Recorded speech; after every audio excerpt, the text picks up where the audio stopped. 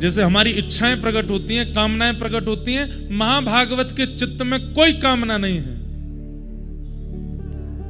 तो बोले फिर कैसे जीता है वो?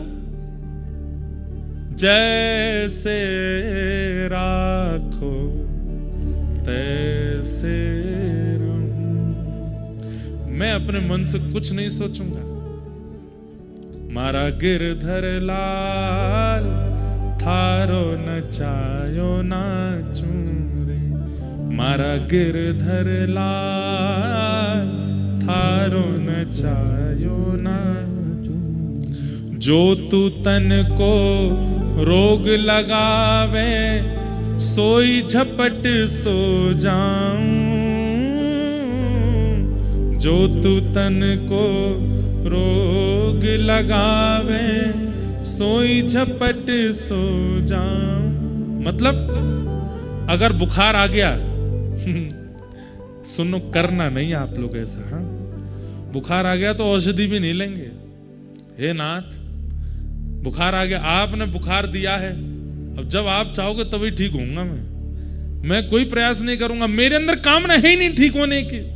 मेरे अंदर कामना बीमार होने की भी नहीं है, ठीक होने की भी नहीं है, स्वस्थ होने की भी नहीं है। आप चाहोगे तो मैं स्वस्थ हो जाऊंगा। जो तू तन को रोग लगावे, सोई झपट सो जाऊं। जो तू काल रूप बने आवे, जो तू काल रूप बने आवे, मैं लपक गोद में आऊं। मारा गिरधर लाल थारो नचायो नाचू रे, मारा गिरधर लाल थारो नचायो। अगर ठाकुर जी आप मृत्यु बन करके आ गए, एक सेकंड भी विचार नहीं करूंगा मैं, उसी समय सब छोड़ के आपको अंग से भर लूंगा, कहूंगा नाथ ले चलो अपने साथ। मेरी कोई कामना ही नहीं है। इसे क्या कहते हैं? महाभागवत। सुनना सुन ही लीजिए, बनना बहुत कठिन है। उद्धव जी यही है। मतलब पूरा दिन निकल गया, कुछ नहीं पाया उद्धव जी ने। संध्या होते होते ठाकुर जी, और उद्धव ठीक हो? हाँ। कुछ खाया सुबह से? नहीं। तो क्यों? आपने खिलाया ही नहीं। तो भगवान को याद आती है, अरे ये तो महाभागवत है, खाएगा ही नहीं जब तक मैं नहीं खिलाऊं। आओ बैठो इधर। फिर ठाकुर जी उसको पवाते हैं, खा लेता है। मतलब देंगे ठाकुर जी तो स्वीकार है, नहीं देंगे तो कामना नहीं है उसकी। न कर्म न काम कर्म बीजानाम, कोई इच्छा नहीं है। न काम कर्म बीजानाम यस्य चेतस संभव। जो आप चाहोगे वो होगा। और वासुदेवैक निलय सवै भागवतोत्तम। अपने तन को क्या मानते हैं? वासुदेवैक निलय, मतलब भगवान का निलय। निलय का मतलब क्या होता है? घर। अपने शरीर को अपना नहीं मानते, अपने शरीर को भगवान का घर मानते हैं। ये ठाकुर जी का घर है। सुबह सुबह उठेंगे भी तो इसी भाव से उठेंगे, ओहो मंगला हो रही, आंख खुल गई, कपाट खुल गए। भीतर कौन है? ठाकुर जी हैं। उनकी शुद्धता पवित्रता, उनकी सेवा मुझको करनी है, तो हाथों से वही क्रिया कर रहे हैं जिससे भीतर के ठाकुर जी की सेवा हो। चरणों से वही क्रिया कर रहे हैं जिससे भीतर के ठाकुर जी की सेवा हो। नेत्रों से वही देख रहे हैं जिससे भीतर के ठाकुर जी को सुख मिले। मुख से वही ग्रहण कर रहे हैं जिससे भीतर के ठाकुर जी को सुख मिले। और कुछ भी ऐसी क्रिया नहीं जिसमें अपने सुख का विचार। मतलब अब बद्री विशाल भगवान है, आपको अगर निज सेवा मिल जाए तो आप तो सुख, ठाकुर जी को सुख मिले उसके लिए क्या कर दूं? घी का दिया जलाओ, ठाकुर जी को सोने का छत्र चढ़ाओ, ठाकुर जी को ऐसी पोशाक लगाओ, ठाकुर जी को ऐसा भोग लगाओ। उनके सुख का विचार करके आप सारी सेवा करोगे। ऐसे ही अपने चित्त में ठाकुर जी का भाव रख के, अपने चित्त में ठाकुर जी का विचार करके कि ये ठाकुर जी का घर है, इसमें ठाकुर जी विराजमान है। एक बहुत साल पहले एक पद बनाया था, बहुत कम गाया कथाओं में। तन तो मंदिर है, मन है वृंदावन। तन तो मंदिर है, मन है वृंदावन। ये तन क्या है? बोले तन तो मंदिर है, और इस तन में जो मन है वो मन वृंदावन है। तन तो मंदिर है, मन है वृंदावन। मन के वृंदावन में बसे हैं श्री राधा रमन। मन के वृंदावन में बसे हैं श्री राधा रमन। वासना को छोड़ तू भक्ति पथ पे चल। वासना को छोड़ तू भक्ति पथ पे चल। वासना में क्यों फंसे आरती सजल। वासना मिटे नहीं, आत्मा मरे नहीं। तन का हो निधन, मन के वृंदावन में बसेंगे श्री राधा रमन। तन तो मंदिर है, मन है वृंदावन। मन के वृंदावन में बसे हैं श्री राधा रमन। ये उत्तम भागवत की भावना है। तन तो मंदिर है, और इस तन में मन क्या है? बोले मन है वृंदावन। और मन के वृंदावन में कौन बसे हैं? बोले श्री राधा रमन। जिस दिन इस बात को केवल बोलेंगे नहीं, सोचेंगे नहीं, विश्वास कर लेंगे, इस तन से ऐसी कोई क्रिया हो ही नहीं सकती जिससे पाप लगे। हम इस तन से पाप करते तब हैं जब इसको अपना मानते हैं और इस पर अपना अधिकार रखते हैं। परंतु ये तन ठाकुर जी का है और इसमें आवास ठाकुर जी का है, ये भावना करके जब इस तन से क्रियाएं की जाती हैं, कोई पाप नहीं होता। तो महाभागवत का दूसरा लक्षण क्या है? न काम कर्म बीजाना। हम आपसे फिर कह रहे हैं, ये कथा दोबारा नहीं होगी, सुन लीजिए। और ये कथा और कहीं होगी भी नहीं, बद्रीनाथ में ही हो सकती है। न काम कर्म बीजाना यस्य चेतसि संभव। अपने चित्त में कोई कामना नहीं है, अपनी कोई इच्छा नहीं है। प्रहलाद जी महाराज को हिरण्यकश्यप कहते हैं, जाओ इसको पर्वत से फेंक दो। तो प्रहलाद जी महाराज की इसमें सफाई नहीं देते। प्रहलाद जी की, पिताजी मेरे साथ ऐसा क्यों कर रहे हो, मैंने क्या अपराध किया, क्या गलत किया? नहीं, पिता ने कह दिया पर्वत से फेंकना है, तो प्रहलाद जी पहले ही तैयार हो गए, ले चलिए पर्वत पे फेंक दीजिए मुझे। होलिका दहन के लिए चिता पे बैठाना, पहले ही बैठ गए प्रहलाद जी। बस इतना बोले, पिताजी मैं तो ठीक है मुझे बैठा दीजिए, पर बुआ को मत बैठाओ आप। क्यों? मैं तो बच जाऊंगा, ये नहीं बचेंगी। प्रहलाद जी की अपनी कोई इच्छा नहीं है, वो सब ठाकुर जी पर अर्पित करके रहते हैं। ये महाभागवत का लक्षण। मीराबाई अपनी इच्छा से नहीं। मैं अभी मीरा चरित्र कह रहा था चंडीगढ़ में, तो वहां पर भी मैंने एक भाव प्रस्तुत किया कि मीराबाई ने मेवाड़ का त्याग तब तक नहीं किया जब तक गोस्वामी तुलसीदास जी की आज्ञा नहीं हो गई। गोस्वामी जी ने जब आज्ञा की, तजियता ही कोटि वैर सम यद्यपि परम स्नेही जाके ही न राम वै देही, तब उन्होंने राम जी की ही आज्ञा मानी कि राम जी आज्ञा कर रहे हैं, छोड़ के चली गई। अपनी इच्छा से कुछ नहीं किया। अपनी स्वेच्छा अगर मीराबाई ने कभी प्रकट की तो वो करी कब? अपने अंतिम दिन, जो मीराबाई का अंतिम दिन था पृथ्वी पर, बस उस दिन मीराबाई ने अपनी इच्छा प्रकट की। प्रीतम ज्यों जानो सुध लीजो। मीरा के प्रभु गिरधर नागर, मिल बिछुरन मत दीजो। बस ये इच्छा प्रकट करती है मीराबाई कि अब नाथ मिल गए हो, अब मुझसे बिछड़ो मत।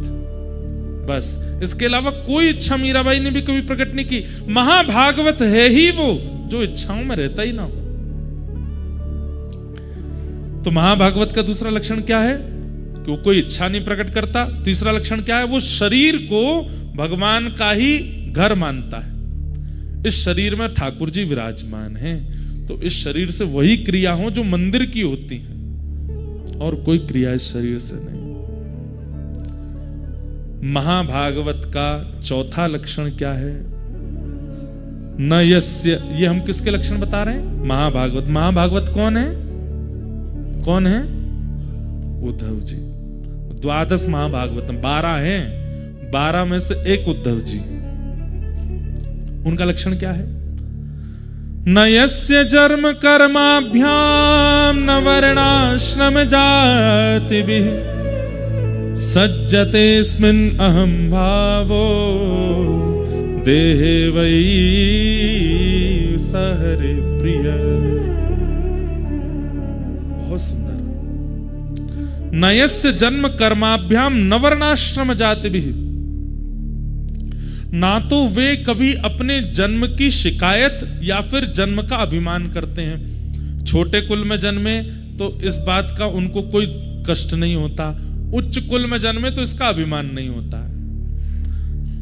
न वर्णाश्रम जाति भी, ना वो किसी वर्ण को मानते हैं ना किसी जाति को मानते हैं। वो एक रस रहते हैं। सर्वम खलु इदम ब्रह्म, सब में ठाकुर जी हैं। हरिराम व्यास, हरिराम व्यास जी नाम सुना है। जुगल किशोर को लाड़ लड़ायो, नवल कुंज ही अमाहि। कुंजनि कुंजन की रज धारे, हरि व्यास युगल यश गाय। वृंदावन प्यारो वृंदावन, श्री वृंदावन। वही हरिराम व्यास।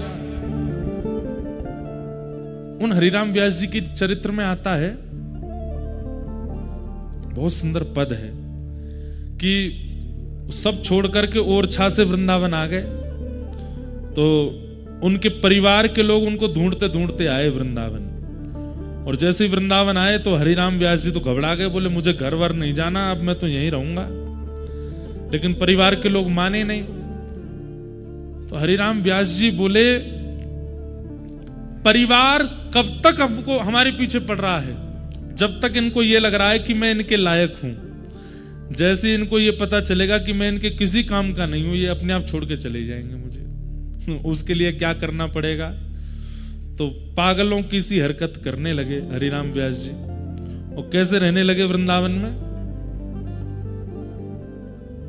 मुख पर कालीत पोत के काजल लगा लिया पूरे मुंह पे, यहाँ पे मोर पंख फंसा लिया कान के ऊपर, और महाराज डोल रहे हैं। ऐसे ही डोलते डोलते घर वाले लोग इधर उधर पूछें, हरिराम व्यास कहाँ हैं, हमारे परिवार के वो बड़े हैं, वो कहाँ हैं, कहाँ हैं। किसी ने कहा दो वो घूम रहे हरिराम व्यास जी। जैसे ही देखा तो ये तो काजल लगाए घूम रहे मुंह पे।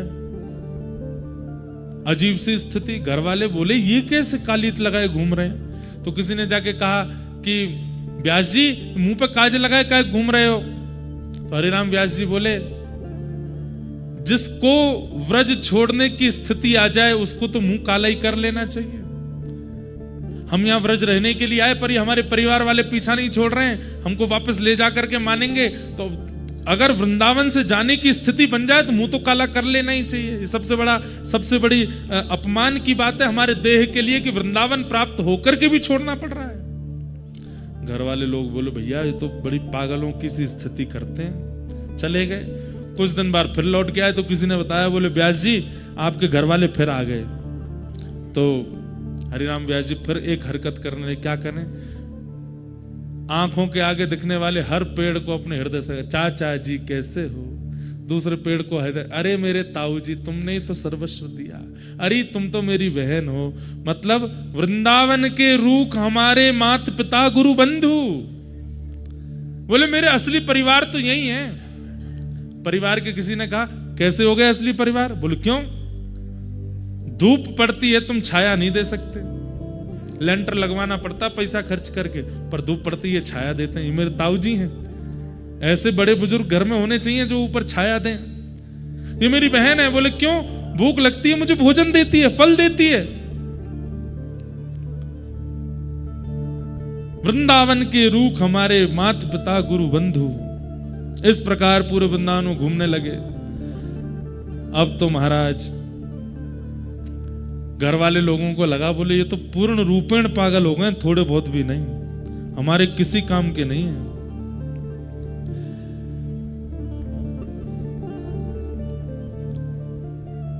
एक दिन हरिराम व्यास जी ने देखा कि घर के सब लोग पीछे पड़े हैं, तो हरिराम व्यास जी दौड़ते दौड़ते गए, बिहारी जी के मंदिर गए, पुजारी जी से कहा हमको प्रसादी दे दो। पुजारी जी बोले प्रसादी तो बट गई, अब तो बची नहीं। तो वहीं पर एक झाड़ू लगाने वाली महतरानी बैठी थी, पूरे नालियों को साफ करके आई थी, उसको प्रसादी मिली थी, वो बैठ के खा रही थी। हरिराम व्यास जी उसके सामने हाथ पसार के बोले थोड़ी सी हमको दो इसमें से।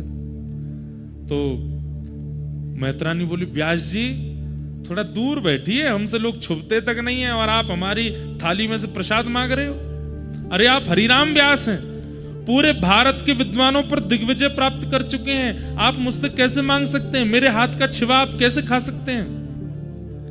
हरिराम व्यास जी बोले देख मैं व्यास तू महतरानी, लेकिन चाहे तेरे हाथ में जाए चाहे मेरे हाथ में जाए, प्रसाद अपनी जाति नहीं बदलता, प्रसाद प्रसाद ही रहता है। प्रसाद बिहारी जी का ही रहेगा, प्रसाद पकौड़ी ही रहेगा, प्रसाद कढ़ी ही रहेगा। तो मैं और तू ठाकुर जी के प्रसाद को लेके जाति में क्यों विभाजित हो जाते? चल जल्दी दे दे। ये बात सुन के मैत्रानी ने अपने हाथ की प्रसादी दे दी, और जैसी प्रसादी खाई महाराज, व्यास मिठाई विप्र की तामे लागे आग, वृंदावन की स्वपच की झूठन खाइए माग। बोले भैया कोई बड़ो विप्र अगर आपको मिठाई खवा रहे हो तो वहां में आग लगाए दो, लेकिन वृंदावन का एक स्वपच व्यक्ति भी अगर अपनी झूठन दे रहा हो तो उसको खाने में भी कोई लज्जा मत करो। आहा, एक पद और है मुझे मिल नहीं रहा है। वृंदावन के हरिराम व्यास जी कहते हैं कि बड़ी बड़ी पोथियां, हुआ क्या कि जैसे ही महतरानी के हाथ से पकौड़ी खाई इन्होंने, तो घर परिवार के लोग बोले काजल लगा के घूम रहे थे तब हमको इतना कष्ट नहीं हुआ, ये वृक्षों से गले मिलते घूम रहे थे तब हमको इतना, पर ये बताओ झाड़ू लगाए हाथ में बैठी है, नाली साफ करके आई है, उसके हाथ से जो है पकौड़ी खा गए। घर वाले लोगों ने कहा अब व्यास जी से हमारा कोई संबंध नहीं, भैया ये पागल हो चुके हैं, हमारे लायक नहीं। तो हरिराम व्यास जी बोले बताओ, बड़े बड़े वेद मंत्र घर नहीं छुड़वा पाए, बड़े बड़े उपनिषद घर नहीं छुड़वा पाए, एक महतरानी की पकौड़ी ने छुड़वा दी, एक महतरानी के हाथ की पकौड़ी ने घर छुड़वा दिया। ऐसे हरिराम व्यास। तो ये महाभागवतों के लक्षण है। कैसे भैया देखो, एक बात बोलूं, मैं व्यास मंच से बोल रहा हूं, कई बार अगर मेरे पास वाला भी इस ऐसी हरकत करेगा ना तो हो सकता है मेरी भी दोष दृष्टि हो जाए, भाई ऐसे कैसे खा रहा है, परंतु ये नहीं है। हम अभी महाभागवत हुए नहीं है इसलिए हमारे अंदर दोष आता है, महाभागवतों में दोष नहीं होता। जगन्नाथपुरी में नियम है, अगर मैं महाप्रसाद पा रहा हूं और आपको कहीं पत्तल नहीं मिली है तो आप आकर के मेरी पत्तल में खा सकते हैं, मैं आपको उठा नहीं सकता। ना आपसे मेरी जान है, ना पहचान है, ना आपकी जाति पता, ना नाम पता। अगर आप मेरी पत्तल के सामने आके बैठ गए और मेरे ही महाप्रसाद में से लेकर के खाने लगे तो महाप्रसाद का नियम कहता है कि आप उससे नाम भी नहीं पूछेंगे उसका और उसको खाने देंगे। स्कंद पुराण में श्री वेदव्यास जी महाराज कहते हैं केवल मानव नहीं, आप प्रसाद पा रहे हैं महाप्रसाद, और उतने में कोई कुकर सूकर या फिर बिल्ली आ गई और उसने आकर के अपनी जीभ से आपके महाप्रसाद को चाटना शुरू कर दिया, आप उसको भी नहीं भगा सकते। ये महाप्रसाद की महिमा है। इसलिए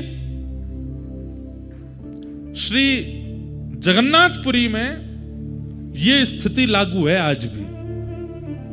हम तो वहां कभी एक पत्तल में अकेले बैठ के पाते नहीं, हम तो सब अपने ब्राह्मण देवता सब लोग बैठते हैं, आसपास बैठ जाएंगे। कभी इसके में से दाल उठा के पा ली, इसके में से चावल पा लिए, कुछ ज्यादा पड़ जाता है, पेट भर गया, खब नहीं रहा, तो एक को बैठा, भाई तुम बैठो, तुम पाओ।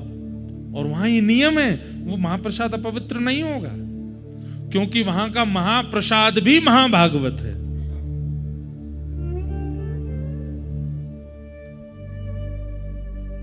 भाई मानव हो तो जातियों में रहना पड़ेगा, लेकिन महाभागवत हो गए हो तो अपने आप सब निकल जाएगा चित्त से। पर बिना महाभागवत हुए भी अगर जाति आदियों के ये सब नियम नहीं मान्य तो फिर उसमें भी दोष लगेगा। चित्त में महाभागवत स्थिति होनी चाहिए। न यस्य जन्म कर्माभ्याम न वर्णाश्रम जात भी सज्जतेस्मिन् अहम भावो देहे वही सहरि प्रिय।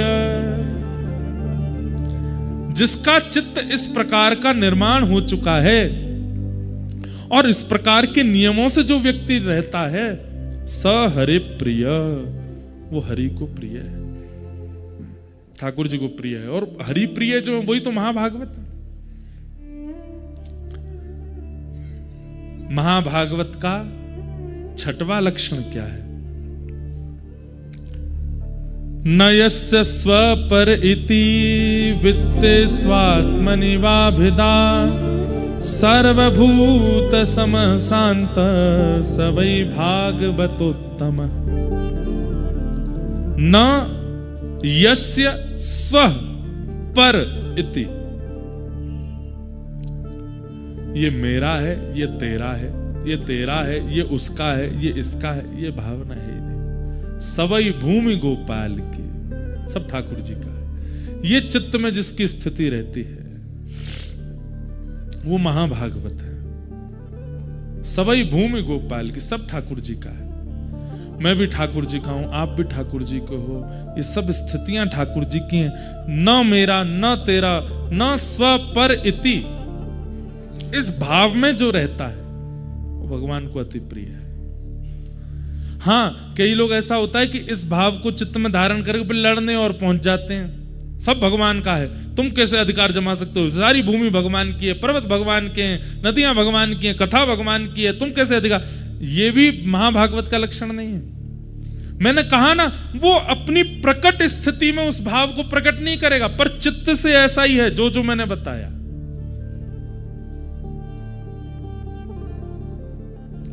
न स्व पर इति, ना अपनी स्थिति रखता है, ना किसी पराये का भाव रखता है, सब ठाकुर जी का है। इस भाव में जो रहे वो महाभागवत है। और महाभागवत का मतलब क्या है? जिनका सुमिरन हरि करें। एक कथा हो रही थी और उसमें एक संत प्रवर हुए हमारे राष्ट्र में, उनका नाम था मामा श्री प्रयागदास जी। ये श्री सीता जी को अपना बहन मानते थे। इनकी कोई बहन नहीं थी। बाल्यकाल में इनका एक मित्र एक दिन कहीं जा रहा था। इन्होंने मित्र से पूछा, कहाँ जा रहे हो? बोले, मैं अपनी बहन के पास जा रहा हूँ। बोले, बहन क्या होती है? बोले कि मैं एक ही माता पिता के, एक मैं पुत्र हूं, एक मेरी बहन भी है। अच्छा, तो मेरी बहन कौन है? बोले, अपने माता पिता से पूछो। अपने माता पिता के पास जाकर के रोने लगे, मेरी बहन कौन है, मेरी बहन। अब इनकी बहन तो थी नहीं। तो माता जी ने कह दिया, सिया जी तेरी बहन है। तो मामा प्रयागदास जी बोले, सिया जी कहाँ है? बोले, उनकी शादी हो गई। तो कहाँ रहती हैं? बोले, अयोध्या जी में रहती हैं। अच्छा, मेरे जीजा जी कौन है? बोले, जीजा जी तुम्हारे राम जी। इतना अखंड विश्वास कर लिया इस बात पर, अब तो मां के पीछे पड़ गए, मैं बहन के घर जाऊंगा। तो बोले, चला जा अयोध्या। बोले, बहन के घर खाली हाथ नहीं जाते, खीर बना के दो।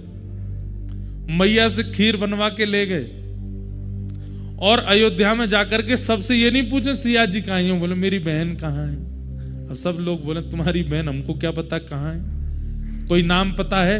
वो नाम पता तो नहीं, बस बहन का नाम, जीजा जी का नाम पता। बोले क्या नाम है? बोले बहन है सीता जी, जीजा जी है राम जी।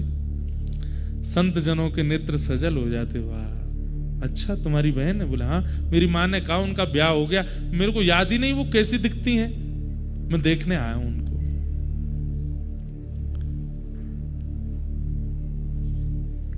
संतों ने कहा यह अयोध्या है, यहां तुम्हारे जीजा जी और बहन जी विचरण करते रहते हैं, किसी वृक्ष के नीचे बैठ जाओ, आएंगे तुमसे मिलने, बस उनको ढूंढते रहना, उनकी आस में बैठे रहना, आएंगे इसी मार्ग से।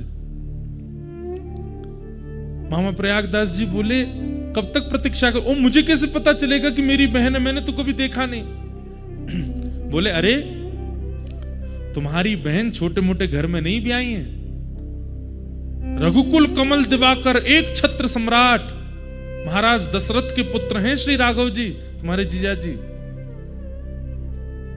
जब वे निकलती हैं तो आगे सैनिक, पीछे सैनिक, इधर सखियां उधर सखियां, और मध्य में एक श्वेत हाथी, उस श्वेत हाथी के ऊपर स्वर्ण का एक सिंहासन, उस स्वर्ण सिंहासन पर अनंत मणियां जड़ी होंगी, ऊपर चमर लगा होगा, ऊपर सुंदर छत्र लगा होगा, उस पर आगे जीजा जी बैठे होंगे, पीछे घूंघट करके तुम्हारी बहन बैठी होंगी, और उनका रूप लावण्य ऐसा होगा कि देख करके मन होगा कि मोतियों से, चंद्रमा से इनकी नजर उतार दूं, समझ जाना तुम्हारी बहन है। मामा प्रयागदास जी बैठ गए, प्रतीक्षा कर रहे हैं कहीं से श्वेत हाथी आएगा। करते करते एक दिन व्यतीत हो गया, नहीं आई सिया जी, तो प्रयागदास जी रोने लगे। कैसी बहन हो आप? दुनिया के भाई जब अपनी बहन के यहाँ जाते हैं तो बहन पलकें बिछा करके भैया का स्वागत करती है, और मैं यहाँ पूरी दिन निकल गया और मेरी बहन पूछने तक नहीं आई कि भैया तुम भूखे हो। माँ ने खीर बना के भेजी, खीर भी ठंडी हो गई। कैसी बहन हो आप? करके जैसे ही रोने लगे, इतने में देखा नगाड़े बजने लगे, बड़ी बड़ी बाजे बजने लगे, सैनिक सब ढोल नगाड़े बजाते हुए आ रहे हैं, सावधान कर रहे हैं सबको। इतने में ही असंख्य हाथी और सुंदर सुंदर हाथियों पर चमड़ उड़ाए जा रहे हैं, 2 हाथी आगे 2 हाथी पीछे, और बीच में एक श्वेत हाथी, और उस श्वेत हाथी के ऊपर सुंदर स्वर्ण का सिंहासन, और आगे रघुकुल कमल दिवाकर श्री राघव जी मंद मंद नेत्रों से इधर उधर देखते हुए, और पीछे घूंघट करे श्री सिया जी बैठी। अब तो मामा प्रयागदास जी चिल्लाने लगे, बहन जी रुक जाओ, जीजा जी ने रुक जाओ, अरे मैं आपका साला आया हूं। राम जी ने तुरंत महावत से कहा रोको, अभी की सत्य घटना। हाथी को नीचे बैठाओ।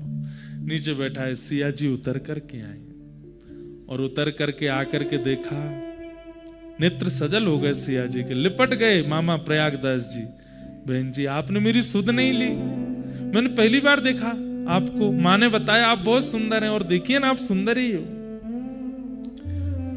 सिया जी ने खीर पाई, खूब सुंदर लड्डू पवाए, और उसके बाद जब जब उनकी इच्छा होती तब तब सीता जी ने कह दिया जब इच्छा करोगे बस याद कर लेना, हम दोनों आ जाएंगे। जब जब उन्होंने इच्छा प्रकट की तब तब आकर के राम जी ने उनको दर्शन दिया। तो एक बार की बात, कथा सुन रहे थे, तो कथा में व्यास जी ने वन गमन का प्रसंग सुना दिया। उन्होंने वो पहली बार ही सुना था।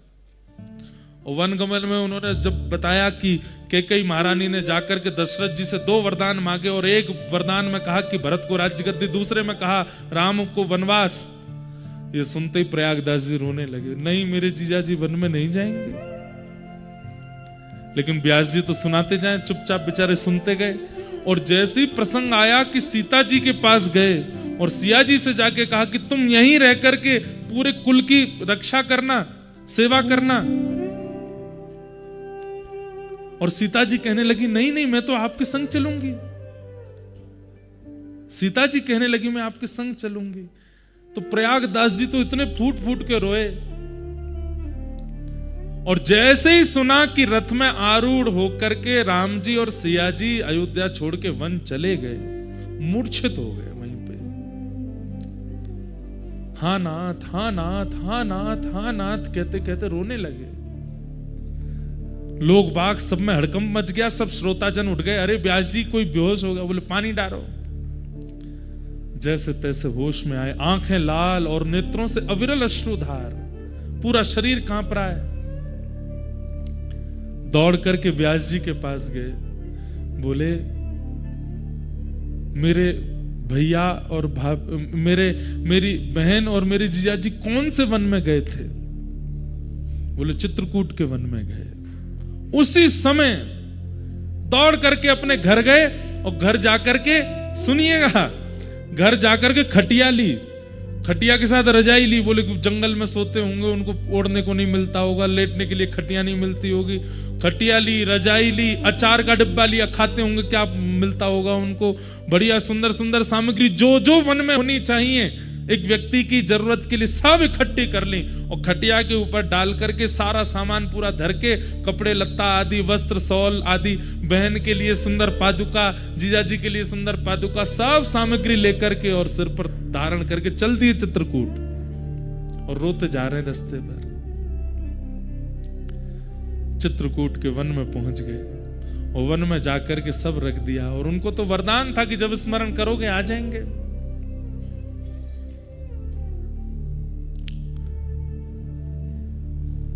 स्मरण किया, कहां है बहन जी, कहां हो? हे सीता बहिना कहां हो? हे राघव जीजा जी कहां हो?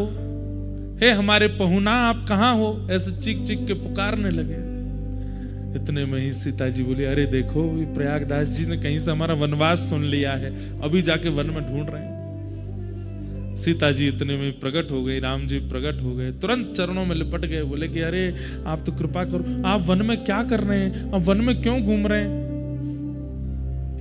सिया जी बोली, नहीं नहीं नहीं, वो 14 वर्ष का वनवास हुआ था, पर 14 मिनट ही हम लोग वन में रहे, उसके बाद दशरथ जी हमको वापस ले आए और फिर जनक जी भी ले आए और सब ला करके हमको राजमहल में बिठा दिया। अब वनवास नहीं है, वो तो हो गया पूरा। 14 मिनट के लिए गए थे भैया, कर करा के आ गए वापस, आप चिंता मत करो बिल्कुल भी। प्रयागदास जी बोले, मैं तो आपके लिए खटिया लेके आया, रजाई लेके आया, सब सामान लेकर के आया कि आप कहीं वन में होंगे, आपको कष्ट नहीं हो।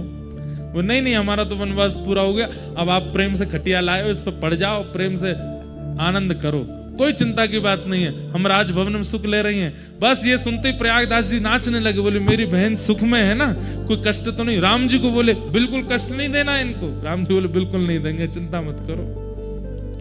महाराज एक पेड़ के नीचे खटिया बिछा ली। उसी दिन जब ये सुन लिया कि सिया जी सुखी हैं, उस दिन के बाद अपनी अंतिम श्वास तक प्रयागदास जी ने भजन ही नहीं किया, पड़े रहते बस। कोई आगे कहता भजन कर लो, बोले क्या करना, हमारी बहन सुखी है, अब क्यों भजन करना? बहन को कष्ट होता, किसी प्रकार की कोई पीड़ा होती तो उसके लिए भजन करते। हमारी बहन तो आगे बता के गई बहुत प्रसन्न है, वो तो कनक भवन में विराजती हैं, आनंद से रहती हैं। पेड़ के नीचे खाट बिछी है, खाट के नीचे सरवा, प्रयागदास अलमस्ता सोवे, राम लला को सरवा। हम तो अलमस्त आनंद ले रहे हैं, यहाँ पे सुख ले रहे हैं, हमको कुछ करने की आवश्यकता नहीं। ये महाभागवत है। हम यहाँ आपको कितना व्रज से ठाकुर जी छोड़ के चले गए, कितनी कथा सुना देते, कुछ होता है? कुछ नहीं होता। यशोदा मैया व्याकुल हो गई, लाला मत जावे, हमें छोड़ के मत जावे। हम लोग सुन के रो जाएंगे, इससे ज्यादा कुछ नहीं होगा। पर प्रयागदास जी तो व्याकुल हो गए। ये स्थिति किसकी हो सकती है? ये महाभागवत की हो सकती है। और महाभागवत कौन? जो हरि को स्मरण करे, नहीं, जिसका सुमिरन हरि करे, वो महाभागवत। और उनकी स्थिति क्या बताई गई यहां पर? नयस्य स्व पर इति, जो अपने पराये का भेद नहीं रखता, सब ठाकुर जी का है, सब स्थिति ठाकुर जी की है, सब भाव ठाकुर जी के हैं, सब कथा ठाकुर जी की है। ऐसे महाभागवत हैं कौन? श्री उद्धव जी महाराज। वो उद्धव यहां पर विराजमान है। महाभागवतों के लक्षण, ऐसे महाभागवत हैं श्री उद्धव जी। तो ऐसे उद्धव जी को भगवान ने बद्रिकाश्रम भेजा है। अब यदुवंशियों को शाप लग चुका है। यहां से कथा सुनिए। हम थोड़ा सा उद्धव कृष्ण संवाद में प्रवेश करके फिर आज के प्रसंग को विराम देंगे। यदुवंशियों को शाप लग चुका है और आपको जानकर के आश्चर्य होगा कि यदुवंशियों को शाप किस दिन लगा? जन्माष्टमी के दिन। ठाकुर जी का जन्मदिन था उस दिन, और पूरे देवी देवता सब भगवान को प्रणाम करने के लिए आए थे। भगवान को प्रणाम करते हुए सब देवताओं ने भगवान को वंदन किया।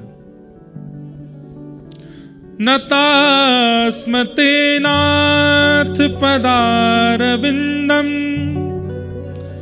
बुद्धिन्द्रिय प्राण मनोवचो भी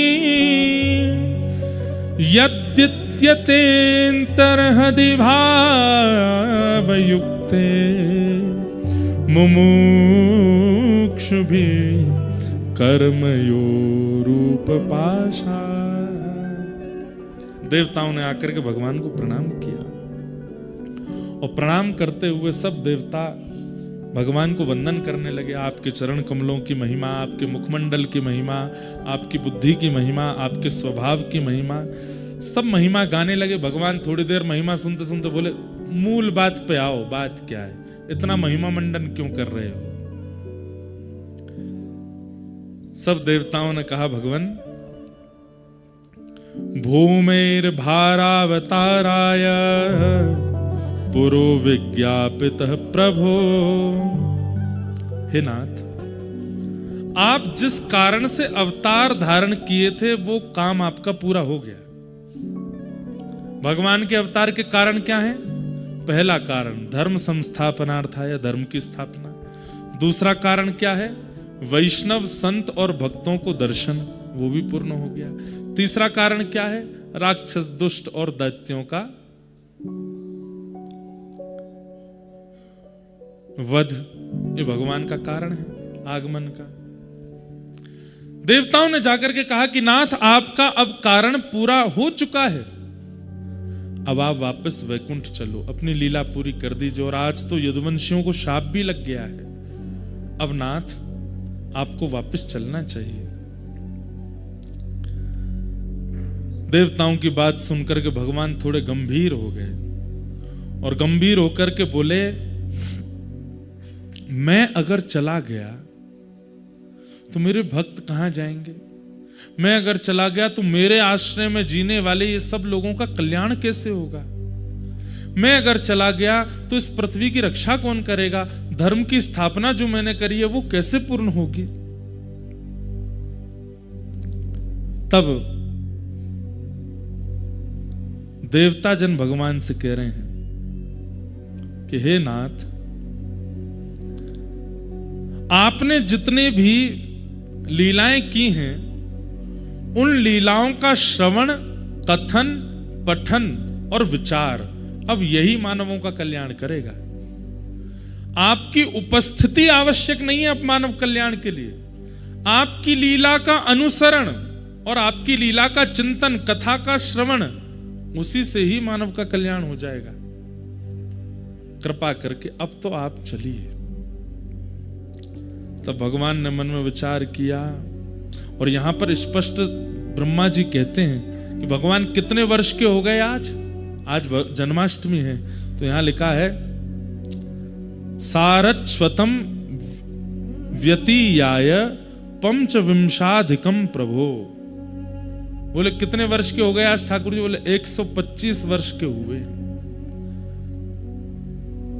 उद्धव कृष्ण संवाद जन्माष्टमी को ही प्रारंभ हुआ है और 125 वर्ष की आयु में ठाकुर जी ने उद्धव को यह ज्ञान उपदेश दिया है।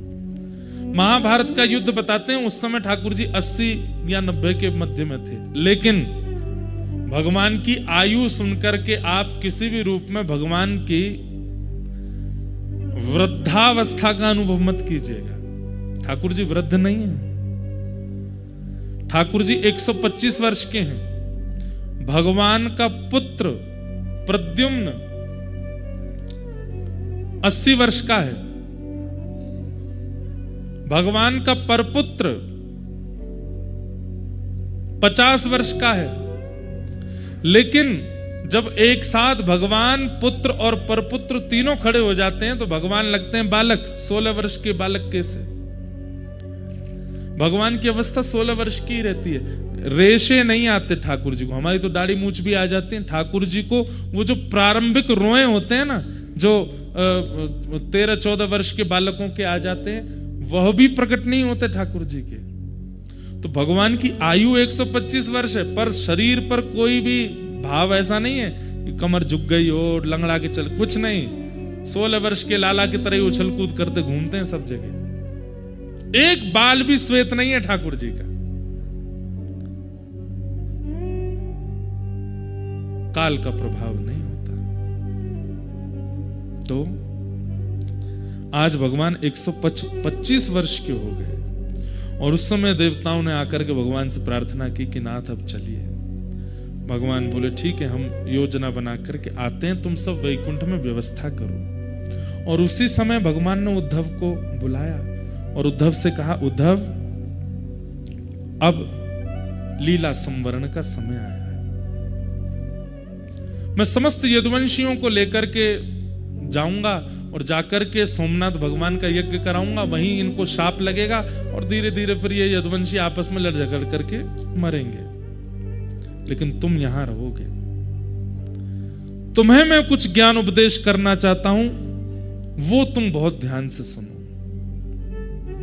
उद्धव जी के नेत्रों में आंसू भरे हैं। लीला संवरण की बात क्यों कर रहे हैं ठाकुर जी? और जब सब यदुवंशियों को संग ले जा रहे हैं तो मैं भी तो आपका हूं, मुझे भी ले चलिए। मैं आपके साथ क्यों नहीं जा सकता? ठाकुर जी बोले, तुम उत्तराधिकारी हो। किसके? मेरी भक्ति गादी के उत्तराधिकारी हो। मैंने धर्म का उत्तराधिकारी दुनिया को बना दिया, लेकिन मैंने जो भक्ति प्रेम की व्यवस्था की है उसके उत्तराधिकारी तुम हो उद्धव। इसलिए तुम्हारा रहना आवश्यक है। और तुमने कामना की है व्रजमंडल की प्राप्ति की, इसलिए तुम्हें तप करना पड़ेगा। तो इसलिए अब तुम रहोगे यहां पर। क्या आज्ञा है मेरे लिए? तब भगवान प्रथम आज्ञा देते हैं। ध्यान से सुनो, भगवान कह रहे हैं, तम तु सैव परित्यज्य स्नेहं स्वजन बंधुषु मय्या वेशय मन सम्य समुद्रे विचरस्वगा। क्या करो? तम तो सर्वम परित्यज्य, अब तुम सब छोड़ दो। और यहां पर सर्वम के बाद एक शब्द कहा है भगवान ने, और वो शब्द का नाम क्या है? स्नेहम। बोले तुम्हारा सब लोगों से जो स्नेह है उस स्नेह का त्याग कर दो। व्यक्ति का त्याग हम लोग कर देते हैं, लेकिन उसके प्रति जो हमारा स्नेह, इच्छा, ममत्व, उसका हम त्याग नहीं कर पाते। और एक और बात सुनिए, अहमता ममता अलग बात होती है। श्रीमद् भागवत जी के प्रारंभ में अहमत्व और ममत्व के त्याग की बात आती है, लेकिन आज ठाकुर जी ने भागवत जी के विश्राम में एक शब्द और कहा है। क्या? स्नेहम परित्यज्य। सब लोगों को छोड़ना बड़ी बात नहीं है।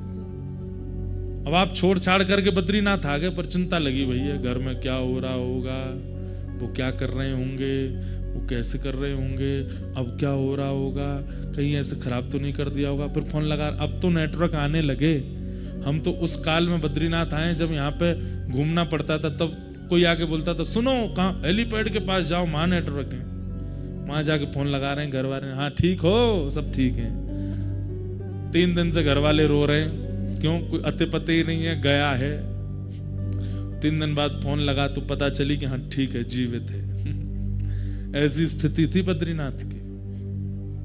गीजर नहीं होते थे कमरों में, तब तक कुंड की बाल्टी आती थी 15 रुपए में, और वो बाल्टी जब तक कमरे पे आती तब तक ठंडा ही हो जाता था। बच्चे कुछ जितना वो गर्म होता था उसी से ही नहाना पड़ता था। कई बार तो बेचारे कोई स्नान करने के लिए गए, उनको पता चली कि तप्त कुंड का पानी, और सोचा गर्म ही होगा, मग्गा डाल के जैसे ही डाला भीतर से ही चीख निकली महाराज। वो सब स्थिति भी देखी है। चाय बनी, बन के कमरे में आई है, तब तक तो वो शरबत हो चुकी है। ऐसा बद्रीनाथ भी रहा है। गीजर नहीं होते थे, फोन के नेटवर्क नहीं होते, इंटरनेट तो चलता ही नहीं था, 2022 तक भी नहीं चलता था इंटरनेट। अब तो सब सुविधाएं हो गई यहां पे। पर हम सब छोड़ के आ जाते हैं, पर हमारा स्नेह नहीं छूटता। ठाकुर जी कहते हैं, उद्धव अब तुम स्नेह का त्याग करो। स्वजन वंदिशु, तुम्हारे जितने भी स्वजन हैं, जितने भी बंधुजन हैं, जितने भी प्रियजन हैं, इन सब से अब तुम स्नेह का परित्याग कर दो।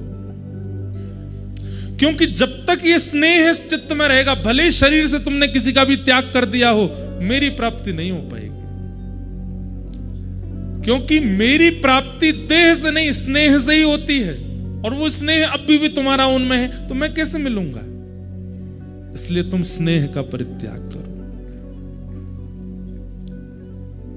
स्नेह कैसा होता है? चिंतन के रूप में होता है।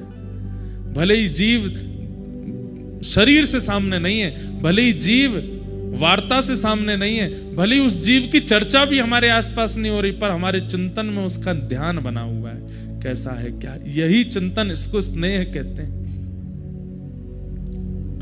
और जब तक ये स्नेह का त्याग नहीं होगा, तब तक भक्ति मार्ग में तुम उपलब्धियों के रूप में अपने हृदय की स्वच्छता कर लोगे, बुद्धि की स्वच्छता कर लोगे, अपने विवेक की प्राप्ति कर लोगे, पर मेरी प्राप्ति नहीं हो पाएगी जब तक स्नेह नहीं जाएगा। समझ रहे हैं बात को?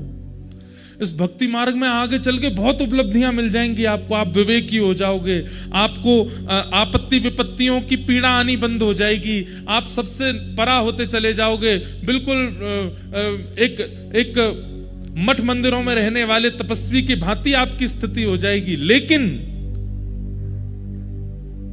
कृष्ण दर्शन नहीं होंगे। क्यों? क्योंकि स्नेह अभी चित्त में है दूसरे के प्रति। ठाकुर जी कहते हैं, उद्धव क्यों 1000 वर्ष लग जाते हैं तप करने के बाद मेरे दर्शन में? किसी को 1000 वर्ष, किसी को 500 वर्ष, किसी को 100 वर्ष, इतना समय क्यों लगता है? बोले इन अवधियों में तप कितना कर रहा है ये नहीं देखता मैं ये देखता हूं तप से स्नेह कितना खत्म कर रहा है दूसरों से। और जैसे ही वो स्नेह शून्य होगा और मेरे दर्शन की लालसा उसके चित्त में प्रकट होगी, मैं प्रकट हो जाऊंगा। उद्धव बोला, योगेश। यहां से अब उद्धव कृष्ण संवाद प्रारंभ हो चुका है। बस प्रथम भाव कह के हम आज की कथा को विराम करेंगे। उद्धव जी महाराज कह रहे हैं, भगवान ने आज्ञा करी है कि स्नेह का परित्याग करो। और किससे? स्वजन बंधुषु, अपनों से और बंधुजनों से। और अब यहां उद्धव कह रहे हैं, योगेश योग विन्यास योगात्मन योग संभव निश्रेयसाय में प्रोक्त त्याग संन्यास लक्षण त्यागोयम दुष्करो भूमल कामानां विषयात्मभि सुतरां त्वयि सर्वात्मन भक्तैर्ति में मति। हे नाथ, योगेशः योग विन्यासः योगात्मा योग संभव। हे योगियों के अधीश्वर, मुझे सन्यास के लक्षण बताइए। आपने कह तो दिया कि स्नेह का परित्याग कर दो, पर यह बहुत कठिन है। त्यागोयम दुष्करो भूमन, त्याग करना बहुत कठिन है संसारी जीव के लिए। भूमन कामानाम विषयात्म भी, इतनी विषय हमारे चिंतन में चलते रहते हैं, उनका त्याग कैसे करें? कहीं ना कहीं किसी ना किसी रूप से उसका चिंतन बन ही जाएगा। कैसे त्याग होगा नाथ? कृपा करके एक सन्यास लक्षण मुझे बताइए, मैं कैसे कर सकता हूं? और आपने जो मुझे आज्ञा की है कि स्नेह का परित्याग करो, आपने ये नहीं कहा कि स्वजनों का त्याग कर दो। आप कह रहे हो स्नेह का मतलब स्वजनों के बीच में रहना पड़ेगा। बोले हाँ। बोले शरीर से इन लोगों के बीच में रह के मैं इनसे स्नेह का परित्याग कैसे कर सकता हूं? ये मेरे समझ में नहीं आ रही है नाथ। भगवान बोले ये तो हम कल समझाएंगे 3 बजे से कि कैसे होगा सबके बीच रह के स्नेह का परित्याग। और उसके लिए आपको 3 बजे आना पड़ेगा। आज कई माताओं का करवा चौथ भी है, हमने भैया को पहले किया। आज हम ज्यादा अपना कुठाराघात नहीं चले, बस कुठाराघात थोड़ा ही है, हमारी तो पुष्पसी वाणी है। लेकिन खूब मधुर आनंद आ रहा है, आप सब लोग पधारे हैं, खूब भाव से कथा। हम फिर कह रहे हैं, फिर दोबारा कह रहे हैं, 6 दिन में से अब 5 ही रह गए। ये शायद पुनः कब होंगे ऐसे दिन दोबारा, हमें नहीं पता। इतने आराम से आप सब लोग बैठे हो, ज्यादा बहुत संख्या नहीं है, बाहर खूब कड़ाके की ठंड पड़ रही है, बद्र विशाल भगवान का आश्रय है और इतना सुंदर प्रसंग है। और एक बात हम फिर कहते हैं, आसक्ति का विषय नहीं है, मैं सत्य बोल रहा हूं। इन 6 दिनों में आपके अंदर बहुत हद तक त्याग आ जाएगा। और दूर दराज अपने घरों में बैठ के देखने वाले लोग, हो सकता है कि आप सबको घर छोड़ के जाने की इच्छा प्रकट होने लग जाए, परंतु यहां पर भगवान ने पहले ही कह दिया है, देह से मत करो। देह से करना बहुत आसान होता है, चित्त से करो। देह से बद्रीनाथ आना बहुत आसान है, देह से तप करना बहुत आसान है, देह से पेड़ पे उल्टा लटक करके भजन कर लेना ये भी कर लेंगे लोग। देह से, अरे कहां तक, एक आदमी हमारे सामने गंगा जी में नहा रहा था, अलकनंदा जी में, उसको देख के हमें कुकड़ी हो गई। मैंने कहा यार ये कैसे नहा रहा है? परंतु देह से सब कुछ करना संभव है, मन से नहीं होती चीजें। और वो मन से कैसे होंगी वो भगवान यहां बताएंगे। इसलिए स्वामी श्री हरदास जी की स्थिति सुनी है, मीराबाई की स्थिति सुनी है, सब भक्तों की स्थिति सुनी है, पर उस स्थिति की प्राप्ति कैसे हो वो भगवान यहां बताएंगे। उस भावना को आप लोग ध्यान से सुनिएगा। आज के मधुर भाव को यहीं विराम देते हैं। कल 3 बजे से कथा प्रारंभ होगी, आप सब लोग। और देखिए हमारे मन के ऊपर है, हमको जितना आनंद सुख मिलेगा हम उतनी देर कहेंगे। जितना लगेगा कि देखो ये सामान्य कथा होती तो हम 4 घंटा भी सुना में, परंतु ये अब ऐसी गरिष्ठ कथा हो रही है कि आपको पचाना पड़ेगा। और पचाने के लिए उतना ही दिया जाएगा जितना आप पचा सको। जो नहीं पचा पाओगे उतनी ज्यादा भावनाएं हम यहां नहीं कहेंगे।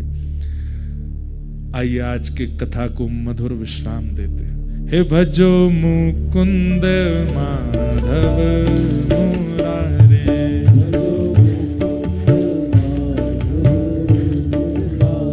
हे भजो मुकुंद माधव मुरारे,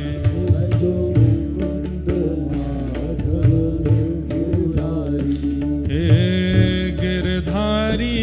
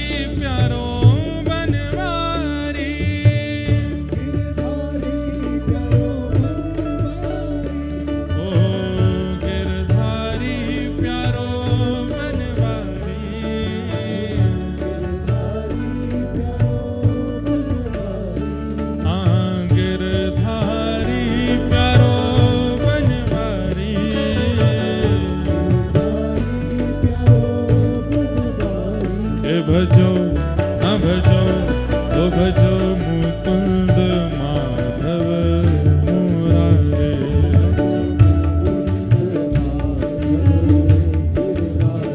हे भजो मुकुंद माधव मुरारे।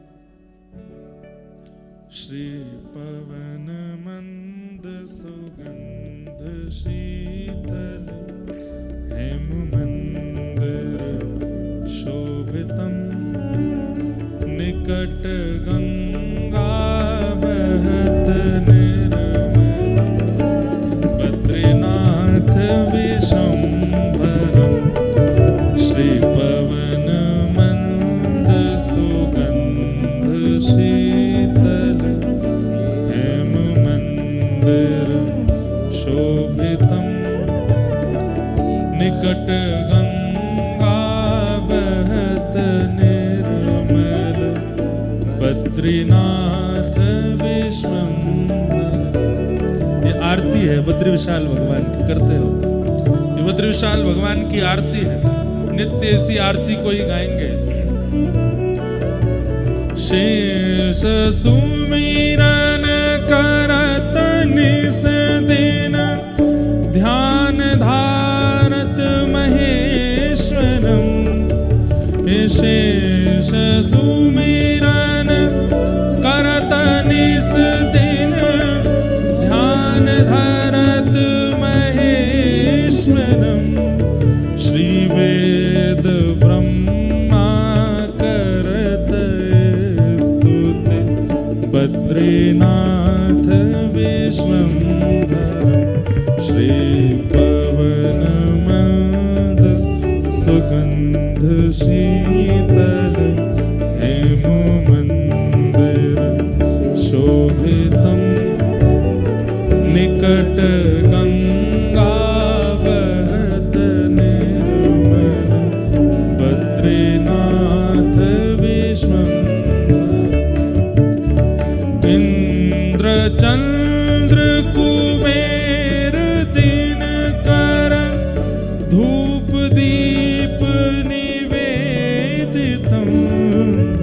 सिद्ध मुनि जन करत जय जय बद्रीनाथ विश्वंभर। शक्ति गौरी गणेश सारद नारद मुनि उच्चनम। योग ध्यान अपार लीला श्री बद्रीनाथ विश्वंभरम। श्री बद्रीनाथ यक्ष किन्नर करत कौतुक गान गंधर्व प्रकाशितम। श्री भूमि लक्ष्मी चावर डोले बद्रीनाथ विश्वंभरम। कैलाश में एक देव निरंजन शैल शिखर महेश्वरम। राजा युधिष्ठिर करत स्तुति बद्रीनाथ विश्वंभर।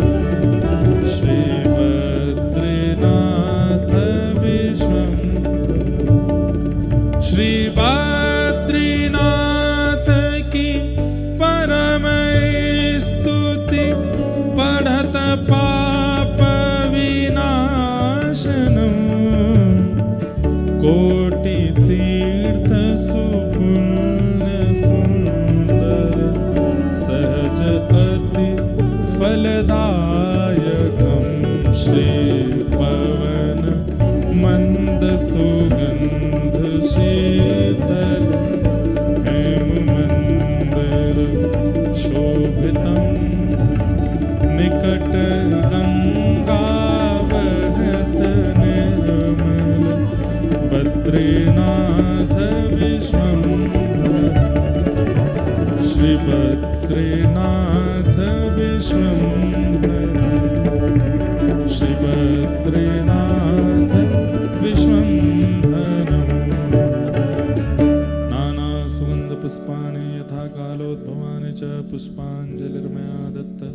गृहाण परमेश्वर। मंत्र पुष्पांजलि समर्पयामि। श्रीभद्र विशाल भगवान की जय। जगत जननी गंगा मैया की जय। देवादिदेव महादेव केदार भगवान की जय। केदार खंड की जय। जय जय श्री राधे। जय जय श्री राधे। जय जय श्री राधे। आज के आनंद की जय।